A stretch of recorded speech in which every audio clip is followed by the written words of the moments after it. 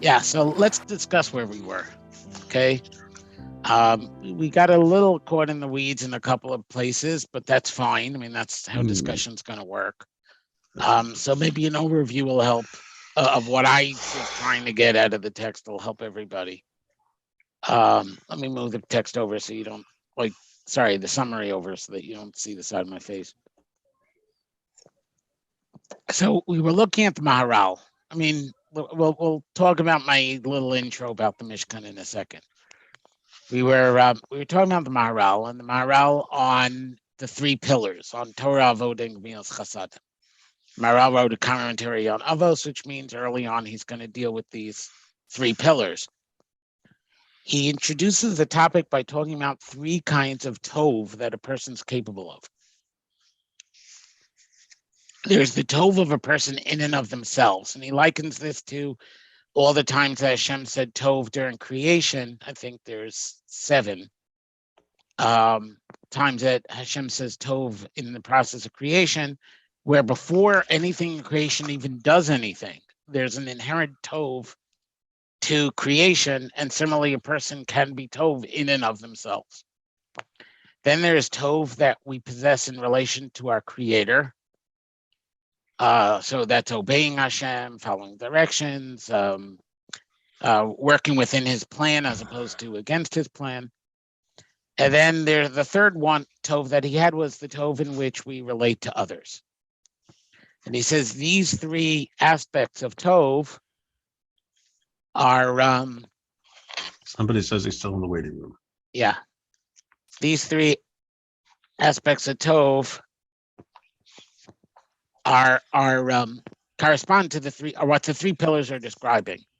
So Torah is the epitome of Hashem's wisdom, and therefore the epitome of our route to self-perfection. Avoda usually refers to karbanos. It could also be avoda shebelev, which is tefillah, and that is the epitome of mitzvos beinanam lamakom. And therefore, when we talk about the pillar of avoda, we're talking about the pillar of our relationship with Hakadosh Baruch Hu. And the third, Gemilas Chasadim, is pretty self-evidently tov in how we relate to others. But again, he doesn't. The Maharal makes a point to saying that it's phrased in terms of the epitome. There are numerous mitzvahs beinam l'chavero. Gemilas Chasadim is like the archetype of all other mitzvahs beinam l'chavero. And I think that resolves, by the way, the question I had last week about Torah. If avoda is called the pillar of avoda because the karbanos, or at least tefillah, is the epitome or the archetype mitzvah for how we relate to Hashem, then he's likening it to Torah, where Torah is not the where Torah is the archetype and not necessarily the only way. So that sort of took the edge off. It doesn't fit his words 100%. I'll give you that. Now, what happened with the introduction and where we got into this whole what is the Mishkan thing is that I'm building a case over the course of a number of achronim. I want to build a case that this is what we're supposed to be getting from the from the various kalim in the Mishkan and the Beis Hamikdash, and where they are placed, what they're made out of. Not that many other details I've addressed, but those hints, I believe, correspond as well. And we had that little picture. So let me share the screen so I could share the little picture, because doodling takes a while, so I might as well get my mileage. Share screen 1. So there it is. Let me move you people over to next to the screen so I am again can make eye contact without you seeing the side of my face, staring at me in profile. But if we saw this picture, I just enlarged the wrong window. If we saw the picture, right, we had too enlarged. We had 6 kalim, There are 6 kelim in the Mishkan. From the Mizbeach to the there, that's better. There are 6 kelim in the Mishkan from the Mizbeach to the Aron. Right? From that's from the east to the west. And 3 of them have crowns and 3 of them don't. And I was arguing that the 3 crowned kalim also represent these 3 pillars, because the Aron is, has the original, the manuscript Torah in it. It's where Hashem's presence would have been felt when there was a Navi. The community, the relationship between the human being and Hashem is really, that's symbolized by the Aron. The Shulchan has 12 loaves of bread corresponding to 12 Shvatim. I argued that was the pillar of Gemilas Chasadim, where we take care of each other's bodily needs. And therefore, we have the 12 loaves of bread supporting each other. And the golden Mizbeach is Beinanam Lamakom, is in a sense that the other Kalim aren't, because we're sacrificing to God something intangible. And it's entirely removed from this world.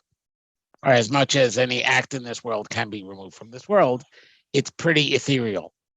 Certainly in symbolism. And then I argued that the 3 kalim that we'll get to when we learn the Gra, the menorah, the Mizbeach HaNechoshes, or Mizbeach HaOlah, and the Kior, that's the menorah, the outdoor Mizbeach, and the washing thingy.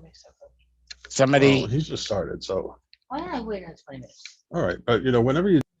Jonathan, Okay. can you mute yourself? Okay. I muted him. So so those 3 kalim correspond as well. The Mizbeach to the Mizbeach. The Kior, well, we'll leave the Kior for last because that I admit is the shakiest. The menorah to the Aron, both of which are symbols of wisdom and of Torah. And the Kior, which has some connection to physicality because you wash off the dust with the Shulchan. And Jonathan had noted the water and the bread as the 2 staves of life. And there are other ways in which they're connected. But right now, I was just looking at the 3 crowned kalim because we had looked at a Gemara about there being 3 crowns in the Beis HaMikdash, or the Mishkan, the Mizbeach, the Aron, and the Shulchan. Mizbeach was taken by Aaron. So Mizbeach was clearly the kind of service that a Kohen is appointed to special. Shulchan was taken by David. The crown that was on the Shulchan became David's crown. Again, that's what is the job of a king, to organize society and to provide social, welfare. And the Aron still sits where it is for anybody who wants to take. And therefore, the Aron apparently is the crown of Torah. And it says that the crown of Torah is necessary as a precondition, as a means to becoming a king. And we saw in the Rambam's version, he quotes 2 psukim, so he accounts for both the king and the 2 halves of the pasuk. Well, 2 adjacent psukim. So Bi Melachim Yimlochu, showing that the king needs to have the crown of Torah, and Bi Sarim Yisoru, to prove that a Kohen needs to have the crown of Torah. The Maharal says something related, because the Maharal talks about how the tov that a person has in and of themselves is a necessary precondition for the tov in how we relate to other people, and the tov in how we relate to Hashem. So that sort of corresponds now to where we're talking about the crowns, that the crown of Torah is necessary for a king to possess even before he becomes king. Similarly, the crown of Torah is necessary for us to possess even before we if we are to really succeed in our relationship with other people. And that's about as far as we got. We got a little caught up in one of his proof texts, but I'm skipping that this time because it doesn't really affect going forward. So now, let's talk about going forward. So far we've talked about the three forms of tov that that a person possesses. I do not think we got to how that becomes pillars of the world. So that's the next thing that the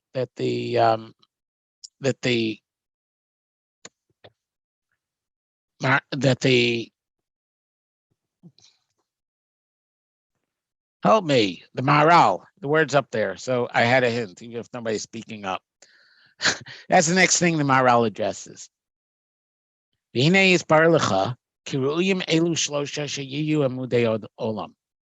now I'm going to explain how these three kinds of human tov, good in a human being, are appropriate to be considered or to be the pillars that the world stands on.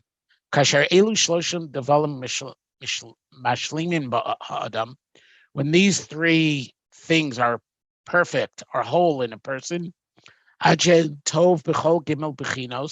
he's good in all three aspects. Asher Amarnu. Ki ein b'metzios rak Hashem yisbarach. Wow, would a chassid have fun with that one? There is nothing in existence except Hashem. Shehu mechuyev hametzios, because he necessitates other existences.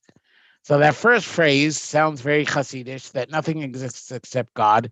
Second phrase sounds like something out of the Rambam, because he is the non-contingent existence and everything else is contingent on Hashem existing.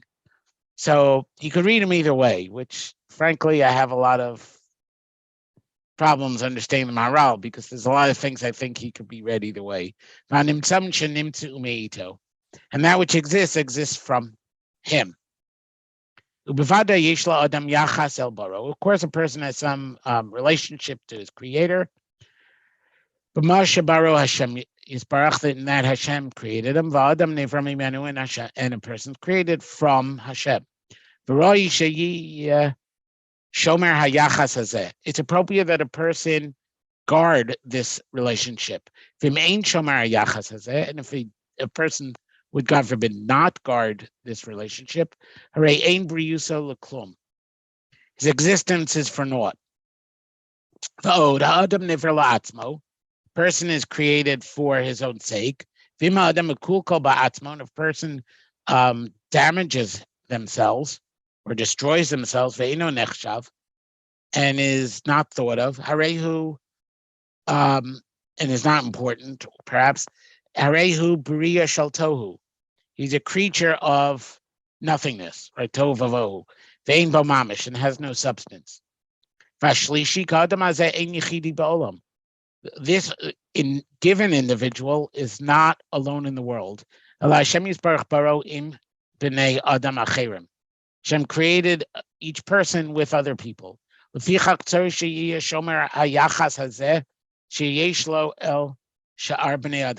a person has to guard that relationship which he has from with other people. So this is the sentences where I justify what I dumped on you last week and hope no one would ask about why I'm saying that the Maharal phrases this in terms of three relationships. Because he actually uses the word of yachas with yourself. Like last time we talked about shleimus, and through shleimus, you could have a relationship with Hashem and a relationship with other people. Here he uses the word yachas 3 times. He actually describes 3 classes of relationship. Therefore, it says that the world stands on Torah, Avodah, and Gemilas Chasadim. So that's the tripod. Because through the Torah, a person is not a empty or vacuous creature. A person becomes an important creature, a significant being. Through worship, person guards their relationship with their creator, Shenivra Mimenu, while you take Gemilas Chasadim, Adam Yesh Lo Chibur El Shar Bnei Adam. And through Gemilas Chasadim, a person has a connection to other people. Kilo Nivra Adam B'fnei Atzmo Klal, a person was not created for themselves, Rak Im Shar Bnei Adam, but with other people. Because Sher Ha'adam Ose Chesed Im Zulaso, when a person does chesed with another, or an other, if we want to revive that conversation, Hine Yeshlo Chibur El Zulaso. He has a connection with the other person. Adam Kasher Baruch Hashem Yisbarach.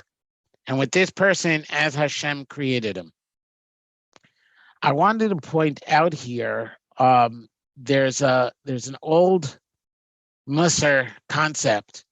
There's a Rav Yisrael story that is always told about it. There's mention about it in Michtav Meliyahu. The people generally think that you give to those you love, and that's true, right? What he says here is when a person does chesed im zulaso, when a person does chesed with another, hinei yesh lo chibur el zulaso. Then the person has, or here, behold, a person has a connection to the other. He's emphasizing the opposite causality. That giving creates the connection, not connection motivates the giving. What about the taker? Well, we actually, Kuntras HaChesed is on my list of texts to get to. Well, you probably have a big list. I have a list to the foreseeable future, but yes. Can I suggest? The taker also, by the way, creates a connection with the other. Yeah, and how does that fit with the Maharal? How would you put that with the Maharal? I don't think it's a healthy connection. I disagree. I think a healthy taker is giving an opportunity to the giver. Okay, so the Kuntras HaChesed draws a distinction, and maybe that's what I fell into because I heard Kuntras HaChesed in your words, and you're not necessarily talking his jargon. But what I hear when I said that, when you say taker, is taker in contrast to recipient. No, I meant recipient. I didn't mean. I understand that. But Rav Dessler makes a distinction because a good recipient is a giver, right? In his book, okay, but a taker is not. Right. I mean, that's just his lingo. So yeah. I mean, the Rav Dessler makes the point you're making. But the point I was trying, the way Rav Shimon deals with this is that Rav Shimon talks about self-love, and V'ahavta l'recha kamocha in Rav Shimon Shkap's hashkafa is very literal. So a person starts with self-love, and God created us that way, and he's against the idea of selflessness and trying to deny that self-love. He doesn't think it's healthy. He doesn't think it's possible. Instead, what you do is you invest in other people. And when you invest in other people and you see them in yourself, you see yourself in them, you see, their success is partly dependent on you, then you love them as an extension of yourself. Kamocha. There's a lot more to say on that, but we'll maybe someday when it's old hat, we'll just learn that text directly. I have some things to say on that one, but fair enough. But that's how he works with this. That the chibur is actually because I see my investment in you, so now my love of myself is expressed also in loving you. The famous Rabbi Yisrael Salanter story is about the person smoking on the train. If anybody not know the reference? Me. Okay. Sorry to those who not only heard it, but heard my version before. You can tell me So- later if you want. No. So at one point in his life, Rabbi Salanter smoked. And he eventually gave it up because he didn't like the whole concept of being addicted. But in those days, remember, smoking was good for digestion and healthy, and so he smoked. So when he needed to ride a train to Vilna, his son-in-law, he smoked, went in a smoking car and smoked on the train. And this bacher sits down next to him, this young guy, sits down next to him and starts complaining about the smoking. And, so first Rabbi Yisrael opens the window and puffs his cigar out the window, and that's no good. And the guy complains the whole trip. Eventually he puts the cigar out.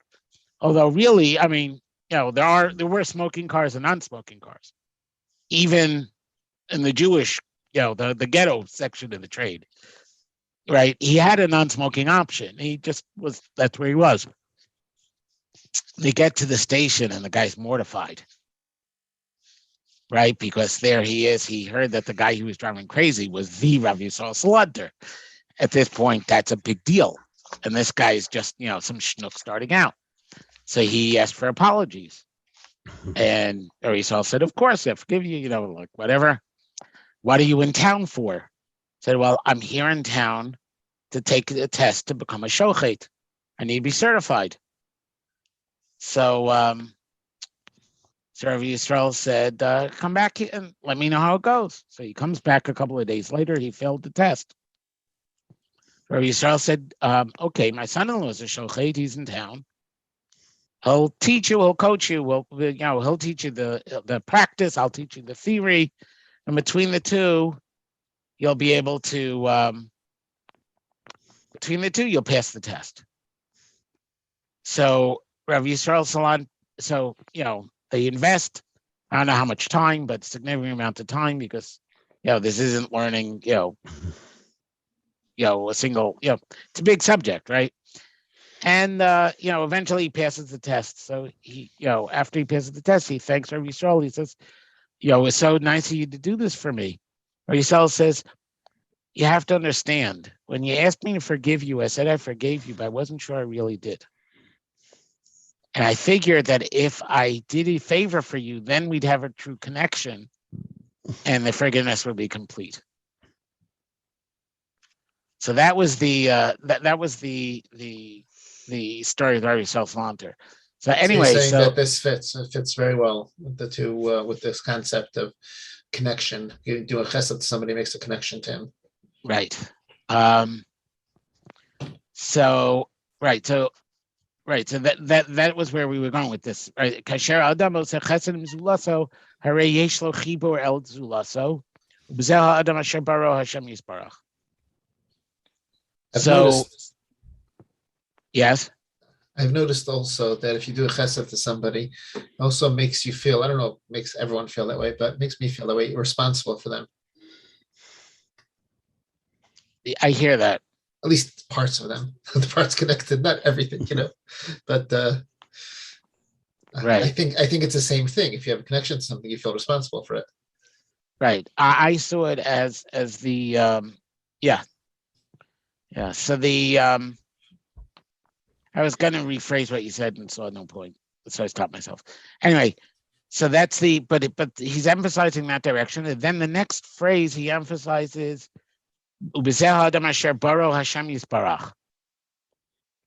So he's making sure you realize the godless Adam of the person you're doing the favor for. You're not just doing a favor for another, connecting to another person. You're connecting to another person that God created. Again, this is the third time he says this. Person was not created to be alone in the world. And this is seen when a person does a chesed for someone else. You shouldn't say that I have no business with others. And these things are self-explanatory.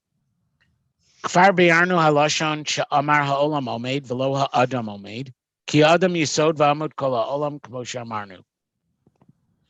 And the world, this is the world stands and not a person stands, because a person is the foundation and the pillar for the whole world, as we have said.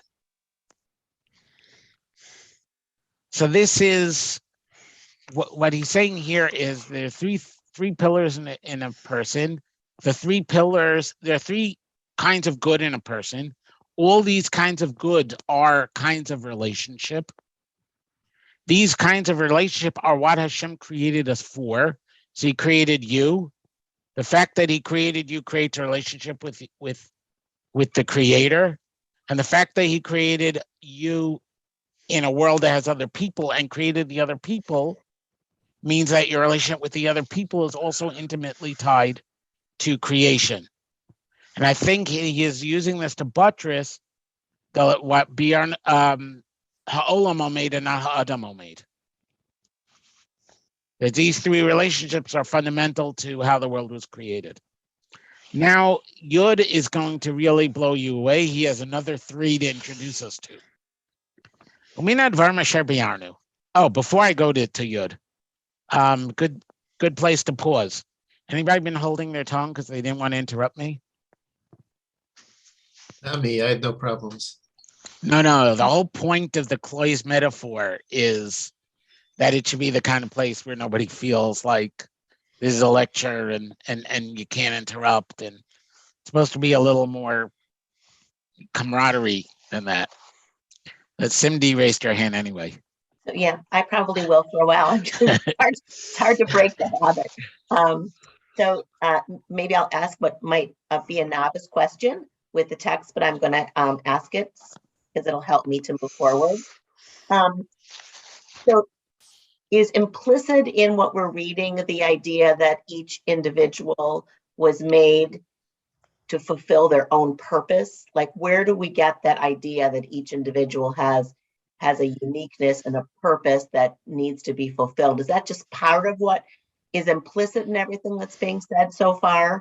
Or will that be something that will be looked at in a little bit more of a concrete way later on? I don't think this Maharal actually gets there.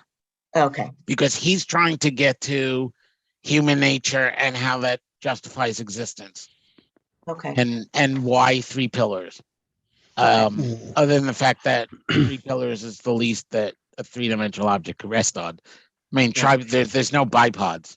I mean, there are. They're called It requires a very clever balancing system. But yes, right. Tripods are the norm. But you're right. So that's really what he's focusing on. But the fact that a person exists in and of themselves and not only in relationship to others may be used in that direction, but he doesn't. I mean, to be totally honest, we're just looking at what kinds of relationships there are and not that each person exists in relation to a different set of people and contexts.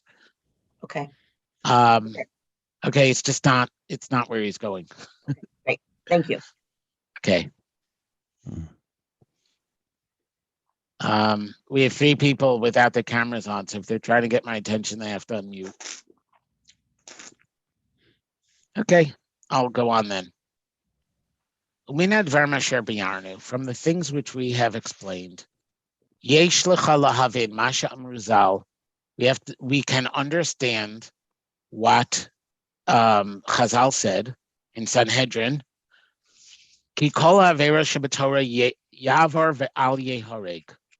All the mitzvahs in the Torah, a person should rather commit the Avera rather than get killed. Chutz, except me'avodah zara, gilui arayos, u'shvichas damim. These three Averos, right? Avodah zara, gilui arayos, is some subset of sexual sins. Not all of them are actually Yehareg Vel Yavor, and Shvichas Damim and murder. This is actually tied to the three pillars. Ki af im nasnu chachamim Svara l'shvichas damim. Even though Chazal gave a reason for shvichas damim. Demai chazis the dama didach sumak tefei. Who said that your blood is redder? So that is the Gemara. That's the Gemara's idiom. So even though the Gemara justifies a hareg val yavor because somebody's going to have to die, and why should it be them and not you? Right? How could you save yourself at somebody else's expense? Dilma the chaverchas mekfei, because maybe his blood is redder. Avogili arayos lo nitnu tam. They didn't give a reason for gili arayos, for sexual immorality.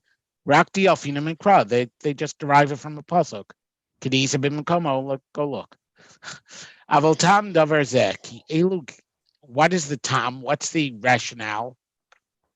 Ki elu gimel averos heim hefach elu gilvel dvarim shalom omerahem. These three averos are the antonyms, the opposites of the three things that the world stands on.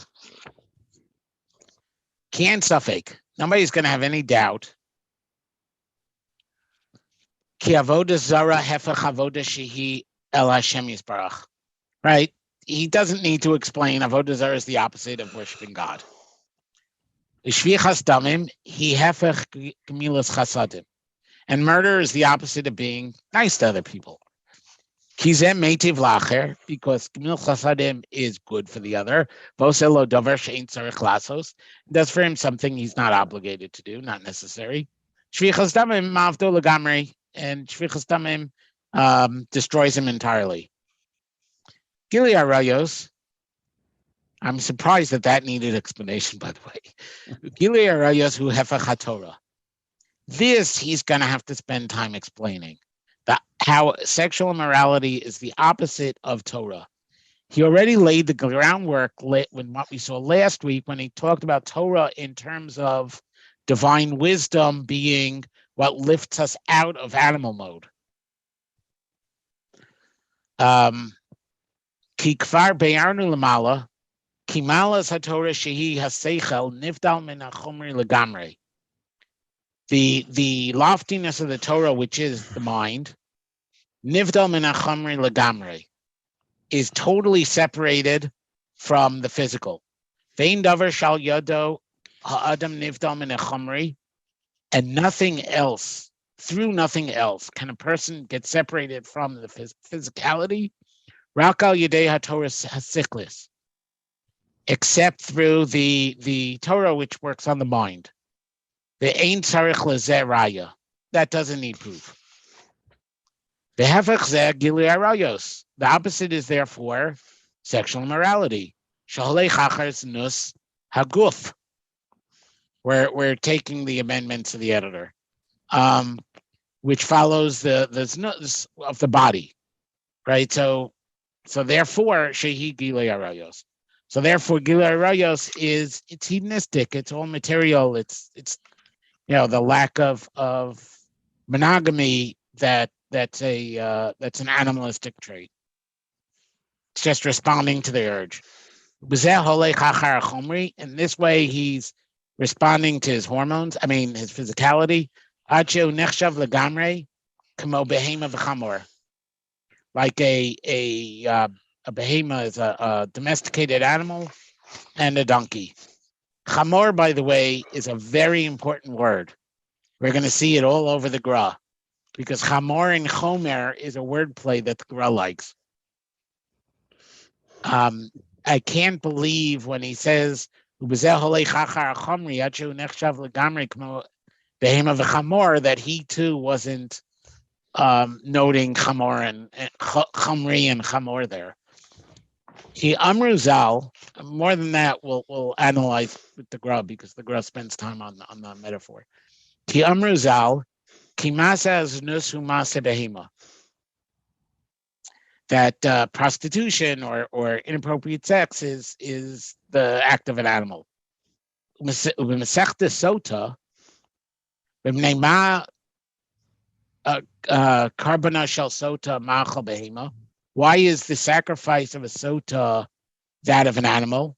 He explains what he means here. Shehu minas orim, because it's barley. Why is it animal feed? Yeah, sorry, machal behema, the food of an animal. Did I translate that wrong? They said, why is it an animal? So no. Okay. So Orib is That on of an food. animal. Yeah. Whatever. It says There you machal go. behema in the actual words. I'm sorry, I Yeah. missed. Sorry. Whatever. It's fine. Shumin asorim, because barley is considered a lower grade grain than wheat, and it's animal food. I keep on clicking that and making that thing move in. L'davar zeh ein tzarich raya. Therefore, her carbon is the carbon of an animal, because the sota is being, well, more than accused. She, after being warned, gave her husband grounds to continue believing she was having an affair. So there's something wrong, even if it wasn't an actual affair. I mean, she had a paramour, if even if it wasn't physical yet. So therefore, her carbon is that of an animal. The carbon is the food of an animal. Again, he says, doesn't need proof. Ruzal. So now it says Medrash Tanchuma Naso Ki Sishteh. Lama Nemar, when the woman drinks, this is still in Sota. Lama Nemar, Lalamed She'im min Afim, Minu Afim, Ad Sheyikanes Behem Ruach Shtus. So the Sishteh, it's punning with the word Shtus, meaning, Shtus, I mean, craziness, whatever, stupidity, foolishness, that's the right word. People who are immoral are not immoral until a spirit of foolishness enters them. Adkan.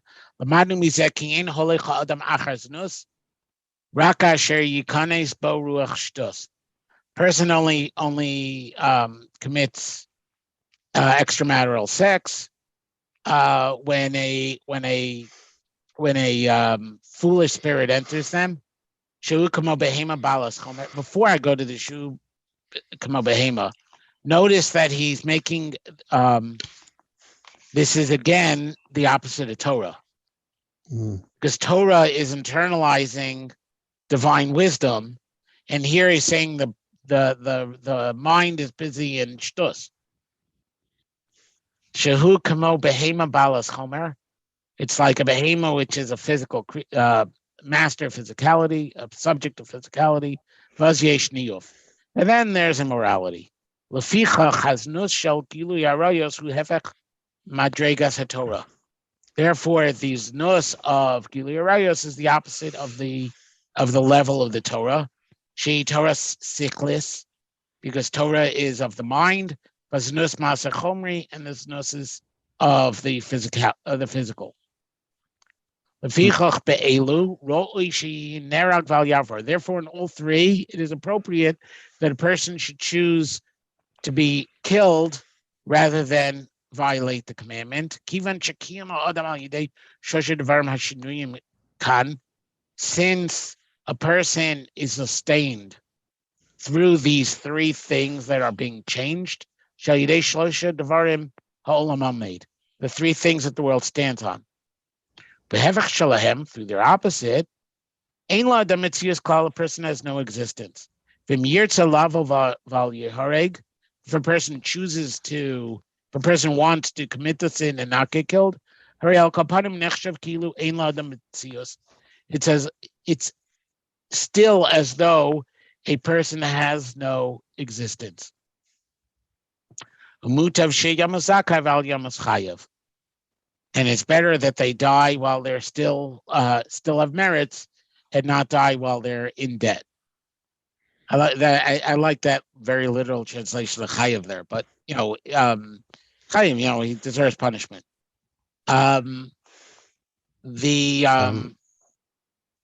John. Yeah. No, it's just Okay. I don't know if it's a place to say something or not. I was just thinking before that the Maharal seems to be in explaining the problem with Gilead Arayos and his three things is basically opposing mind and body rather than say soul and body, which might be an opposition in other contexts. Also, I'm thinking it sort of foreshadows like Freud, right? You got the id, which is the bodily urges, and then you've got the superego, which is the society rules, the Torah that tells you how to actually behave. Okay, I want to deal with the Freud thing, but I have Yeah. enough to say that I want to wait till the end of the paragraph. Yeah. Um, Sorry. No, that's fine. You That's didn't why I know asked. that I had a long thought on the subject. Yeah. Okay. Cindy's raising her head again. Yeah. I just want to ask one simple question. There's so much written about the idea during the Spanish Inquisition about and the period of time preceding that people who could not give up their life chose not to be able to do that for whatever reason. Aren't, I thought, judged, at least maybe it's just by man, as not being sinners. I don't. So I'm having a little bit. Okay. hard I to learn. think the Maharal is actually saying that. Oh, okay. And I was going to make that point actually. Okay. So then I'll wait. Because look, that was- look, the was im very- yirtze lav or valye hareg. The person wants that. Hare al kol panim nechshav kilu ein la adam etzios. He is al kol panim. He doesn't say like the person shouldn't have any. Still, even though he made that choice, he's thought as though he has no existence. Like, I think that choice is valid, and the person is described having made that choice. He's described as being Zakai, right? He's just saying that the person's better off. He considers it the wrong choice, but he doesn't actually say it's prohibited. This is a machlokas rishonim, by the way, whether Yehareg Val Yavor is obligatory or it's the only situation in which it is permitted to choose. In other words, what's the point of Yehareg Val Yavor? Because if we go to the top where we looked at the quote, it said all the sins are Yavar Val Yehareg except for these three.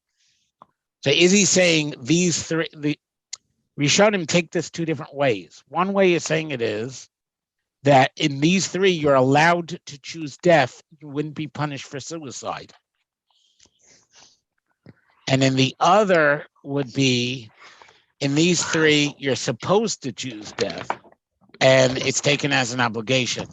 In the case of the Inquisition, it gets even more complicated because there are other times other than these three where a person's supposed to choose death.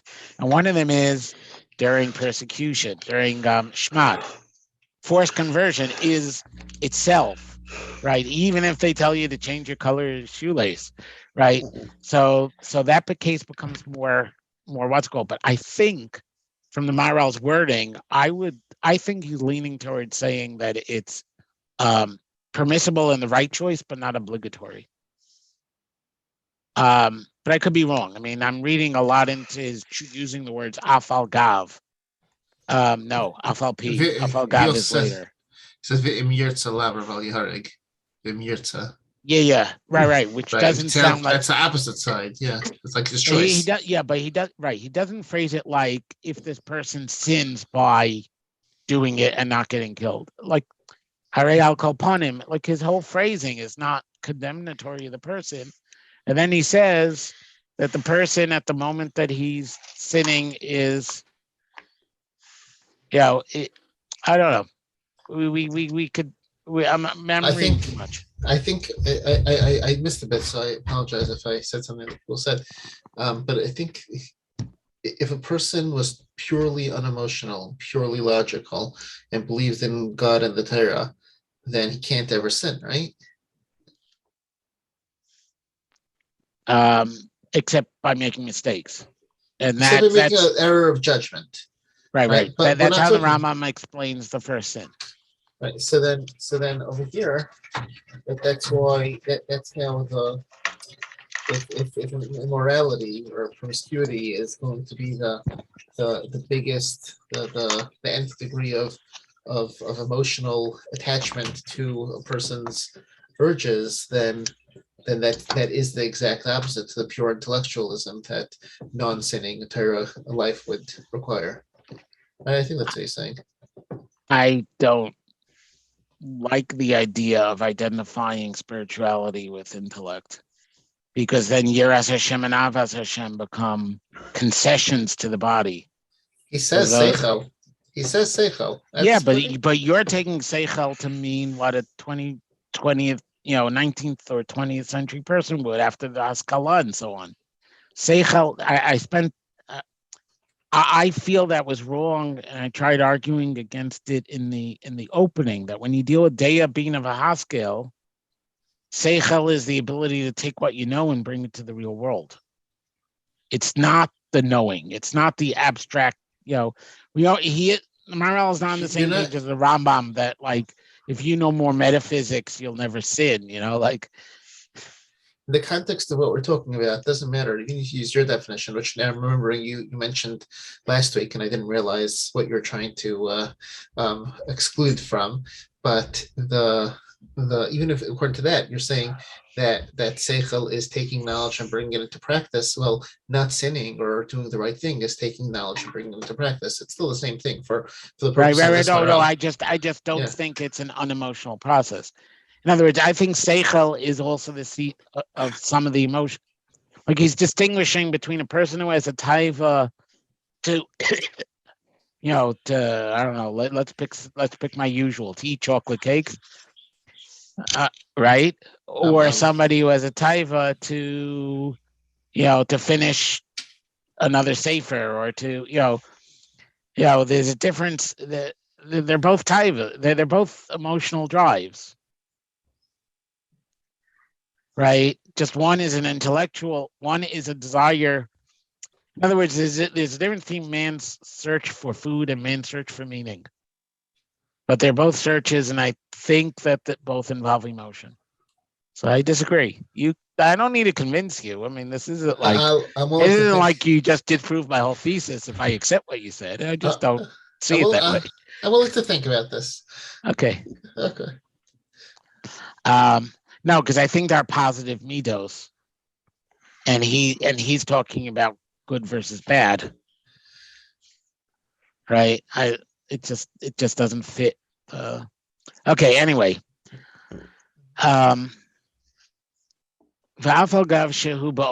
even though it is by accident or by compulsion in this case, because he just said.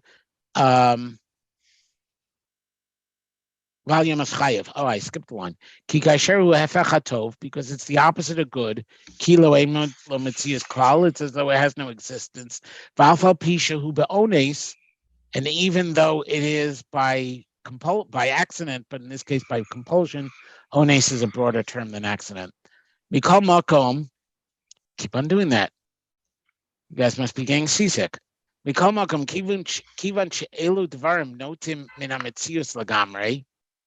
Since these things pull away from mitzias, from existence altogether,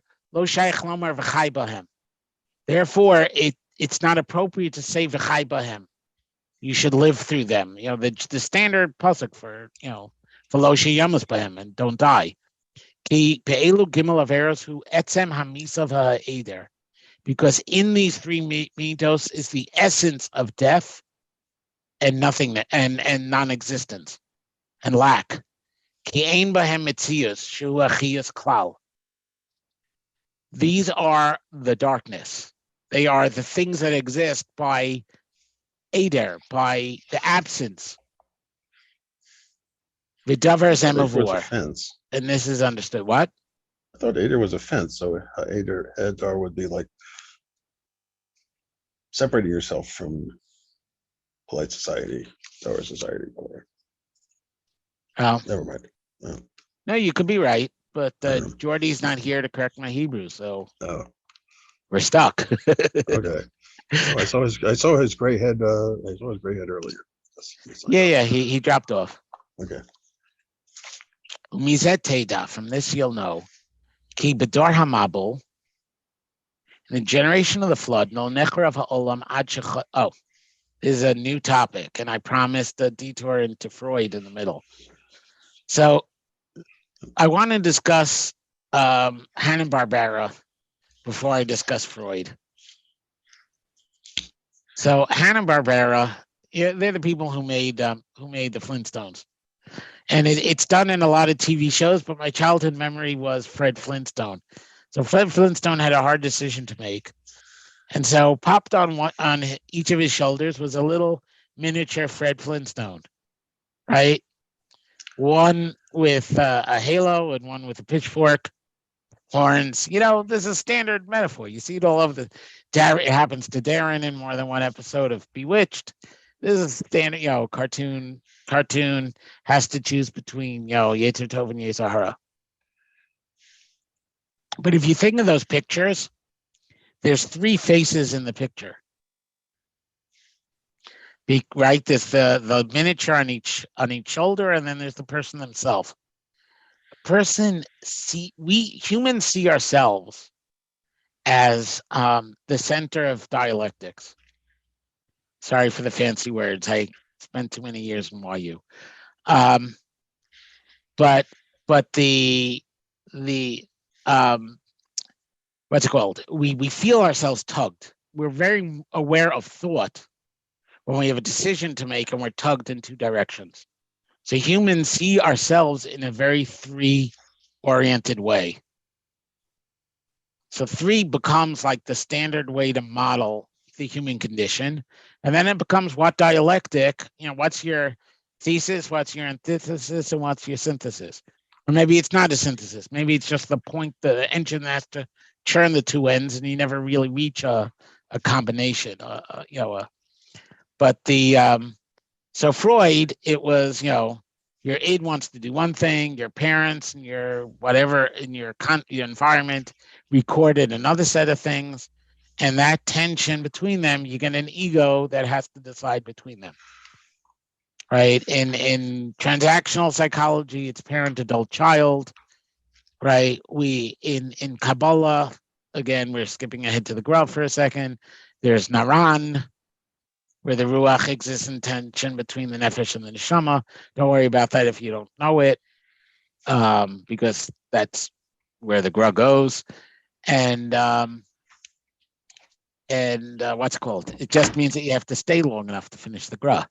But the idea is that I think the idea that a human being comes in three is so much part of the human condition that we shouldn't be surprised that when you want to model the human condition, the number three comes up. Whether it's Freud, whether it's Kabbalah, or whether it's Shimon HaTzadik. That's kind of my opinion. A la Fred Flintstone. So that's I think where you get this. I'm not sure that his dialectic lines up exactly with Freud's. I mean, it's closer to Freud than some other ones because the id is very animal and hormone driven, but the superego is not spiritual. I think that was Freud's basic problem, because he wasn't from. He didn't have a spiritual world. I don't mean he didn't have one personally. I mean, his model of human couldn't be somebody torn between this world and a spiritual world, or torn between their presence in this world and their presence in a spiritual world. Instead of having a higher calling, he has you replaying the recordings that your society plugged you with. And so much of his treatment involves the fact that the real you is an animal. And the good you is being imposed from the outside. So I think that was his problem. And psychoanalytic theories after him kind of deal with it better. Obviously, Viktor Frankl, who talks about people having an inherent search for meaning, and the lack of meaning is when you fall apart. But in general, I mean, as I said, the Adler makes it the adult and the child versus a child. The child could be a little more animalistic, but it's not that animal versus recording, and it's not even the animal versus soul. So maybe he's not a good example. Are we ready for Yud Aleph, or somebody want to? Okay, poor Moshe. He's gonna miss his big chance to ask a question. Mizet Teda ki bedor hamabul lo nechrav haolam ad shechatu b'chol eila shlosha devarim sha'olam omed aleihem. I think I'm gonna just skim Yud Aleph, because the Mabul is interesting, but it's just one example, and not necessarily the most life relevant. He explains the Mabul that as having all three. In that, I mean, everybody talks about the fact that that humans and consequently animals got rid of, lost their monogamy, and the Maharal uses this pasuk, "V'nei nishchasa." "V'nei nishchasa," he proves from other psukim, mean in Devarim here it's used for pen tashchisim v'asisim l'cham pesel, lest you be destructive and make yourself an idol, tunas kol, or in the image of something. Arayos, he takes ki hishchis kol basaris darko, which is actually about the Mabul, and he says that shows that they destroyed those two amudei olam, and vatimalehu haaretz chamas shows that the theft was the destruction of Gemilas Chasadim. And therefore, the humans destroyed our three pillars, and the world had to be destroyed, not just people, which ties Yud Aleph to Yud.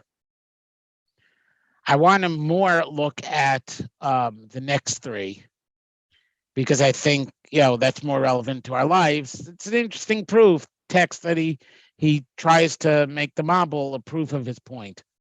But let's go on to Yud Beis. Va'od yesh lecha lahavin. You also have to understand, Perish HaMishnah Azos, the explanation of this Mishnah, Ki hamevin shorish v'amitas hadvarim. Somebody who understands the root and the truth of these things, Yavin hakol inyan echad, will understand that it's all one. This is why I skipped, because I wanted to get to this today. Rak kadei sheyevar lecha halashon biyoser barar masha omer al shlosha devarim ha'olam omed. It'll explain in clearer language what it says that the world stands on three things. Yesh lecha ladas. You have to understand. Ki olam hazeh shebara hakadosh baruch hu. This world that God made. It could not stand on its own. Something you mentioned before. It's only through HaKadosh Baruch Hu from whom comes everything. And again, I have no idea if he means this in the Hasidic sense or the Maimonidean sense, but it works either way, so I guess everybody should be able to buy into this sentence. Ushlosha Devarim Tzarich al ha'olam ad sheyesh lo kiyum va'amida min Hashem Yisbarach. And the world needs three things in order for it to have sustenance and standing from Hashem. V'zeh ki olam hazeh hu tzarich letuvo u'lechasdo. The world needs his good and his chesed. Dahainu al hashbaso Yisbarach. It needs hashpah from him, right? You need to get that divine emanation flow going. Ki achar shenivra, after it is created, tzarich ha'olam sheyushpa mimenu parnasa olam mikiyumo. Right? We're not deists. The world needs to continue getting Hashem's sustenance in order to, right? It has to get shefa, hashpa'ah, from Hashem in order to continue getting, well, Parnasat ha'olam is not really the prosperity of the world, the sustenance of the world and its existence. V'od kiyum ha'olam, what more? Kasher ha'olam hu nivra la'avod Hashem Yisbarach. The world was created to worship Hashem. Ki im lo haya zeh shenivra lavod Hashem Yisbarach. If it wasn't made to serve Hashem Yisbarach, b'zeh kol ha'olam chilek gavoha, and this in the world is a lofty, piece. Im kain ein roya habriya la'olam. The world would not be deserving of its existence. Ki davar mechuyev hu ubaror. It is necessary and clear that nothing should be except for him. Again, that sounds very Hasidish. The world was created to serve Hashem, that the whole world was a piece from above. And through this, there's existence of the world. Asher nivra lavoda so yisbarach. Ki b'zeh nechshav she'ena olam yotzei min Hashem yisbarach kasher nivra lavoda so yisbarach. If we want to get from him, right, then we should be serving him. Ki b'zeh nechshav. Through this is thought that the world doesn't come out of Hashem. He means come out like diverge, right? What? Means it like diverge, right? Like separated. A separate. Yeah, I was going to say this. I think that he is saying something that is actually straight out of the Rambam, even though it sounds like Kabbalistic phrasing. The Rambam talks about the Navi getting more hashgacha pratis because, he says, Chazal say, this is Mar Nevuchim, Chelek Gimel, Perek Yud Ches. So in Yud Zayin, he gives 5 different theories for divine providence. The last one he says is Chazal's. And he says Chazal say that all human beings get divine providence. Individual hashgacha pratis, individualized providence. So the species of lions get hashgacha, but the individual human gets hashgacha as well. Not the species of humanity as a whole, each person. Then the Rambam hedges that in Perek Yud Ches. And he says, well, there's no such thing really as a species. Sets are kind of fuzzy. Like you have the class of all, I don't remember his examples. I'll take red objects. And then you have things that are kind of reddish, right? That are in the set, they're a little bit not in the set. So the same thing's true of people. People are capable of thought. So the more das a person has, the more they belong to the set of people that Chazal are talking about. He doesn't actually claim that Chazal say this. He actually says he's diverging, but he's diverging by saying that their concept should mean this, right? And therefore, the more one knows of Hashem, the more hashgacha pratis they get. So I hear that here. The more we serve Hashem, it's not knowledge here, it's avoda, so it's not exactly the same thing, but it's the same idea that by building a connection to Hashem, that is your means of getting that shefa from HaKadosh Baruch Hu. But really, his point is the opposite, that if you don't make a connection to Hashem, then you don't deserve to exist, you being the entire universe.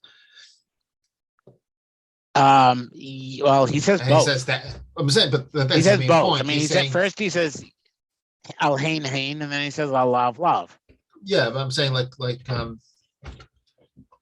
context of the Mabel and all that. You need. I'm not disagreeing with you. I'm just okay. Right, but I think So I actually see in this, if we're gonna resume the discussion of how intellectual is the Maharal being, how much of an intellectualist is the Maharal being, the fact that he talks about avoda and the Rambam talks about yediyah is telling. He's talking about relationship with Hashem, not knowledge of Hashem. Or the way there's a saying, I don't know if it's still there because I went to YU in the 80s and I'm sure they redecorate. I hope they redecorated since. But there's a quote from Rabbi Belkin that was in huge like a metal fixture on the wall. It, not about it. And he wanted that why you teach Torah, not about Torah. Right? The Rambam didn't make that distinction. The Rambam, knowing about God is knowing God. But Avodas Hashem as the focus is knowing God the way I know Moshe Yehuda Gluck. Not knowing about God, like I don't know that much of your biography. So I don't know that much about Moshe Yehuda Gluck, but I feel like I know Moshe Yehuda Gluck very well. Okay, so I think that's, and it does, and despite what I said earlier, it does touch on my thesis, because my thesis is that he's focusing on yachas, not on knowledge, right? And the Torah is a yachas to your better self, and this is your yachas to HaKadosh Baruch Hu. I mean, it's possible that's your yachas to wisdom, but I don't know. I mean, okay, maybe it doesn't really make my point. Maybe my point survives even if you're right. Va'od davar shehu kiyum ba'olam. Another thing which exists in the world, v'hu shleimus ha'olam, the perfection, the completeness of the world. Sheina mitzius tohu mitzius chaser. It's not, void and emptiness or lack. She'ilu ha'olam mitzius chaser, because if the world was a lacking existence, like what I called a darkness, a thing that exists by something being absent, ein roi lo hamitzius klal. Yidei shlosha elu sha'olam, it would have no existence at all. Al yidei shlosha elu sha'olam hu nivra lavod Hashem yisbarach, that the world was created to serve Hashem, v'hu od bria b'shleimus v'lo chasera, and also that it is created whole and not lacking. Because Hashem Yisbarach mashpia lo chasta v'tuvo, when Hashem brings down his shefa of loving kindness and good, be'elu advarim ha'olam omed. U'keneged zeh, therefore, corresponding to this, it says ala Torah. Kikim ha'olam ba'atzmo hu Torah. The existence of the world itself is kamoshe espar lecha lefnei zeh, like we explained before this. Kishleimus ha'olam hu b'shvil Torah. The wholeness of the world is for the sake of Torah. Kamoshe ramaz gam bikra yom hashishi. This is a famous drasha because Rashi says it. It says in the pasuk at the end of creation, or the beginning of Kiddush, yom hashishi. Ramuzal Chazal say, no. So the question was, why hashishi? Why not shishi, sixth day? Oh, sixth day. What's the sixth day? The sixth day is the 6th of Nisan. So Hashem made creation conditional. It would sit and wait until the 6th of Sivan, 33 something. I don't remember what year it was. If the Jews accept the Torah, great. The world would return to chaos and emptiness and chaos. Although how emptiness could be chaotic is its own philosophical discussion. But davar zeh ki lefchisas ha'olam im lo haya ba'olam Torah lo haya nechshav ha'olam l'klum. When I prepared this, I remembered what pchisas was, and now I'm blanking. Let's ask for help. It didn't work. I saw the little, what's it called? I saw the little, I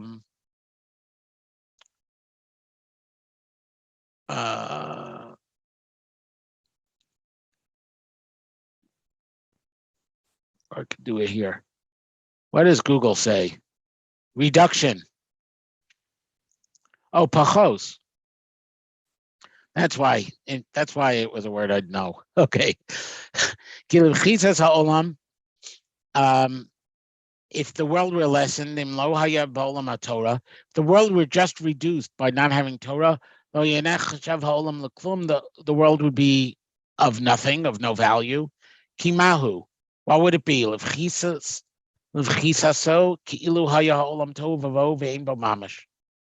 right? So it's like, it's like a person without a soul. It's like, what is it? Is he It's saying not a that person at all. Is he saying that even if you have the other two Amudim, if you don't have the Amud of Torah, then the world can't last? That's what it means chisas. That's lessening, but it's not. You didn't get rid of the rest, right? That's what I'm understanding. Does that make sense? Yeah, no, except I thought he meant the rest, like if you had humanity and you had flowers and you had everything that exists in the world except the Torah, that one reduction would make the Torah nothing, would make the world nothing. And then he's going to say the same thing about the other two pillars. You could be right that if he had he's definitely saying that each of the pillars is a necessary precondition for the world to exist. Well, that's the Reb Chaim Volozhiner, right? That if there's somebody not learning at any moment in the world, then it would cease to exist. Yes, except Rav Chaim Volozhiner. Okay, let's get to the end of the paragraph. Okay, fair enough. Okay. You look like you're ready to jump. You have something to say. Yeah, well, that's when I realized that, like, I may be starting a whole discussion, and so maybe we should finish the paragraph first. Let's do the paragraph. Okay. Okay. Can I ask one question? When I was reading this, not reading ahead and thinking about it, I listening to you, is he speaking about this is, for example, this first line before we get to the other two, this is what happened with Noah, with Noah's generation, that this is where they were at this chaotic pre-creation state because they didn't have Torah? No, this is not linked to the above description of the destruction of the. Well, it's sort okay. You see, I see a fundamental difference, and that is when he talks about the flood, he talks about the fact that they destroyed all three things, so they had no right to continue existing. Here he's talking not any one of the three. Oh, see. And he makes a point of showing you that it's all three. Yes, gotcha. Right. Whereas here, he's going through each one going through each one, and he's saying the world wouldn't have been created to begin with. Yeah. As opposed to now that it exists, having one, it could hang on for a while, while the other two catch up. Or like build, the Torah, or build up, like it did for 2,000 years before the Torah was given. Right. Okay, gotcha.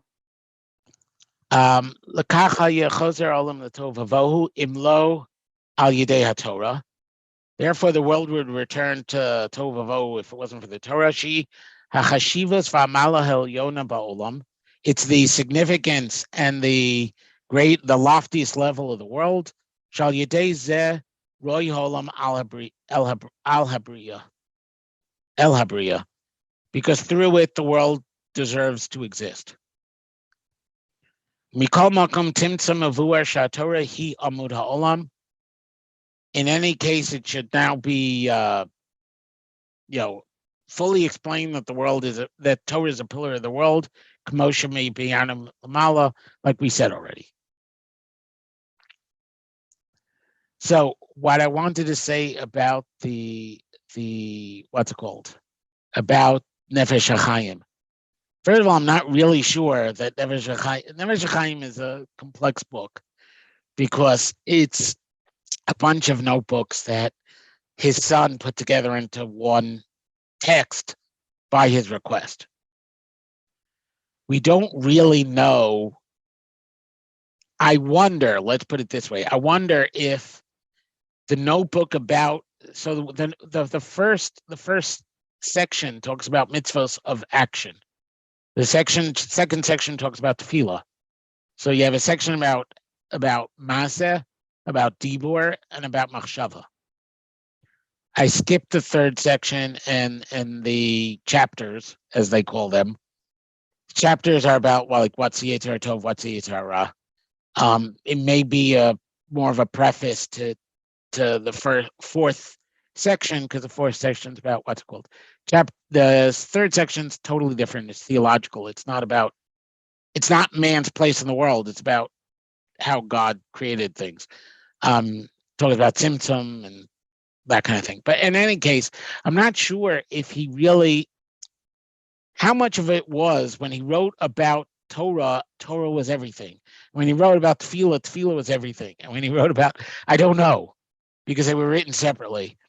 But either way, he does, if we do understand the father of the yeshiva movement that way, and he was the father of the yeshiva movement, so it's fair to assume that he considered learning very, uniquely central, not just quantitatively central, but qualitatively central, right?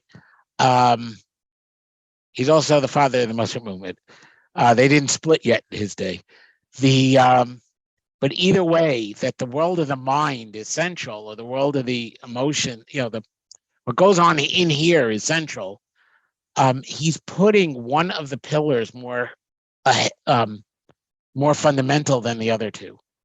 It gets into the question we had last week of, is Torah? I don't have your phone, Shubes, and I'm in the middle of something else. I don't have your phone. I'm sorry. So in the middle of, sorry about that. Now to get the train of thought. Yeah. So last week we were discussing whether the Maharal was, from the two proof texts. It wasn't the Maharal.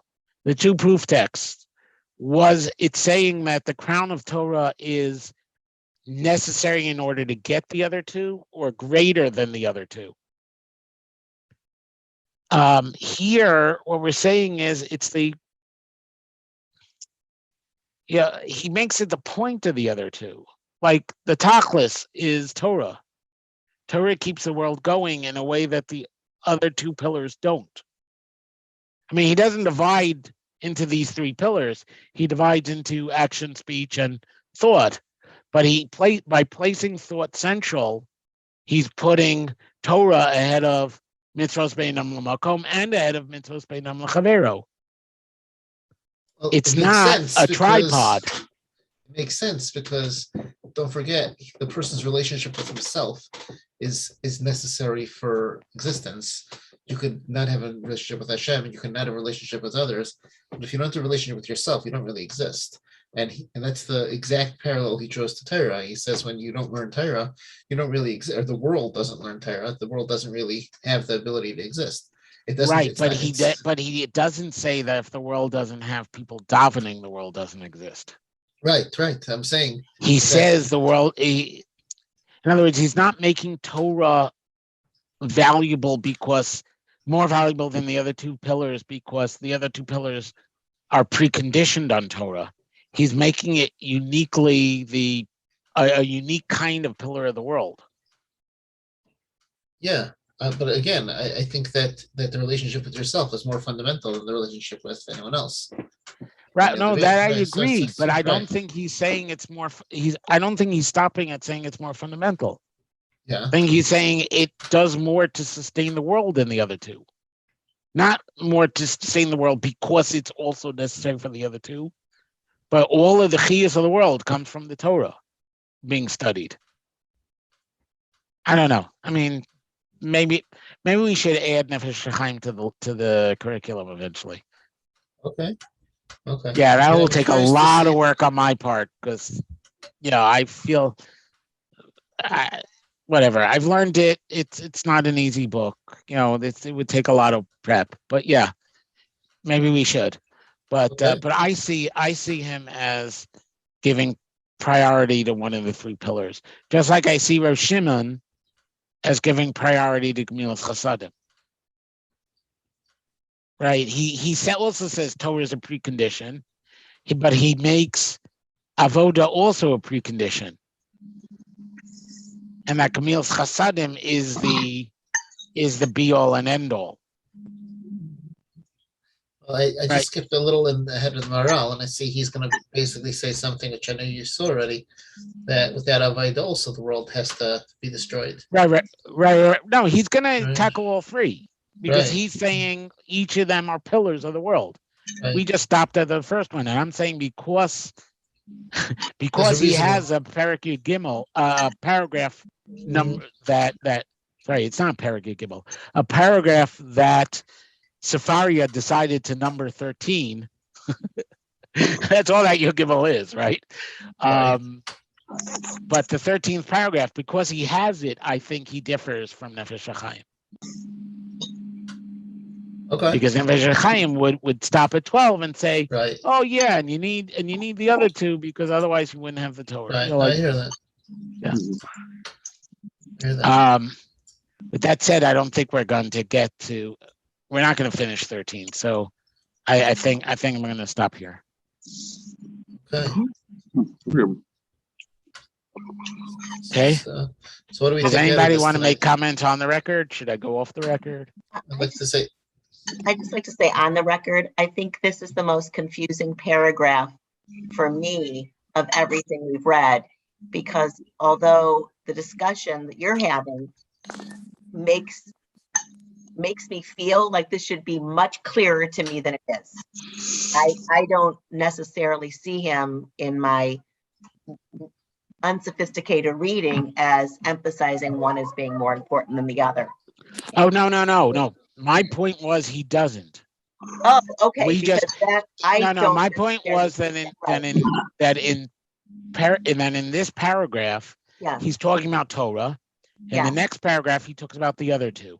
In contrast to Rav Chaim Volozhiner, who would only say it about Torah and not the other two. Or if he said it about the other two, he would say it because they're necessary handmaidens of Torah, yes, right?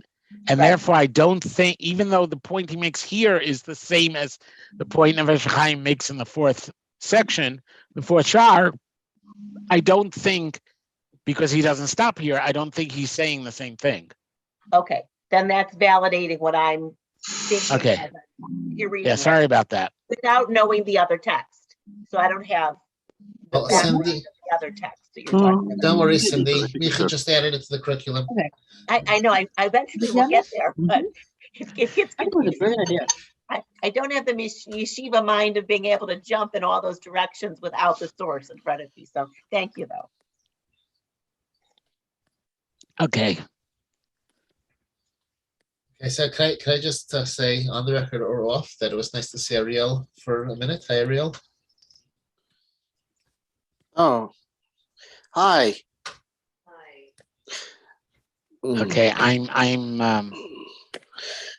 shutting Thank off you. the screen share so that you can see everybody. I don't actually. Chodesh Adar Tov to all. Thank you, and to you as well. Yeah, so Rav David used to have. Right back at you. So I don't know if that- any of you remember this. I mean, I know John does because he lived in a computer room during this period. But back you remember back when they had the tractor feed paper? Oh You yeah. know, the long sheet, and you had to tear them at the yeah. So there's a program that comes with Unix. Hi. There's a program that comes with Unix called Banner, where you give it text and it prints a huge banner of the text, like 80 characters high, sideways. I think Wow. I did that on Commodore 64. Yeah. With the right set of flags, right? Yeah. So somebody in YU wrote H banner with the Hebrew, that would do Hebrew. And every year, Rav David would have, the custom is older than Unix. So before that, he had other kinds of posters. But running across the top of the base medrash were three quotes that Rav David decided to connect. The first one was Mishenichnas Adar Marvin Simcha. Second one was Ein Simcha Ela Torah. And the third one was V'chol Amar Behareze Meshubach. Did it work? Who knows? He made a big campaign in the not just among his Talmidim to ratchet up the learning, before Pesach break. So I wanted to say that I need to make a phone call, so I need to get going. But I was zocha today to process a 16th century manuscript of Rav Yosef Gikatilla's Ginat Egos, which is deep things about the Shem Hashem, way beyond anything where I'm holding. But it's just amazing when Parnassa can intersect Sfarim. I've been at the Library of Congress 6 years, and I'm grateful to Hashem every day. Wow. Very good. Well, I'm a little, Good. just a little jealous. Maybe even a lot. Yeah. Okay. Well, we plan, we're digitizing all 230 Hebraic manuscripts at the library. Some of them are already available low resolution. We're going to digitize them beautiful high resolution. Yirtz Hashem, they'll all be released to the public Erev Pesach 2023. That's what we're aiming Oh, for. wow. Now I'm working on a digitization project now for Agudas Israel's archives. Ooh.